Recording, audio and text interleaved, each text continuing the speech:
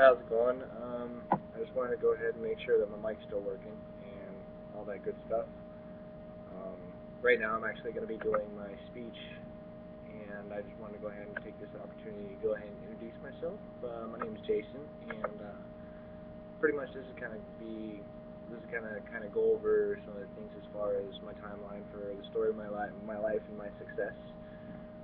What I'm trying to strive to and what I'm trying to strive for and exceed or succeed with, and all that good stuff. I just wanted to go ahead and start off with family values.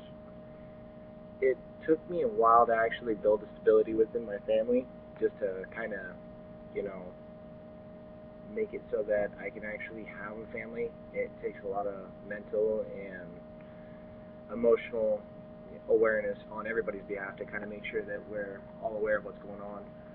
Um, also, it it mentally it could drain you, emotionally it could drain you, physically it could drain you, especially when you have kids. I mean, not everybody wants to have a 3-year-old bopping around on their head all the time, but sometimes it's what changes your lifestyle. It gives you a change of pace. Um, Spent some time in the army that kind of gave me a little bit of my core values. I'm pretty much I have what's called I live by what's called leadership, and leadership to me is loyalty, duty, respect, selfless service, honor, integrity, and personal courage. Those were the things that I was kind of taught by the Army infantry, so it's just like kind of just stuck with me.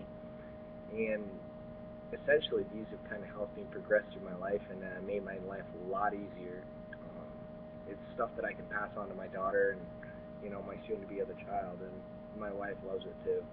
And it's eventually I'm hoping that this will actually teach my children to actually make something better of themselves and be a better person when they grow up. So then after that, maybe they can progress and go to college like we're doing today, and trying to make sure that everything is a-okay and trying to set a future and a path for them.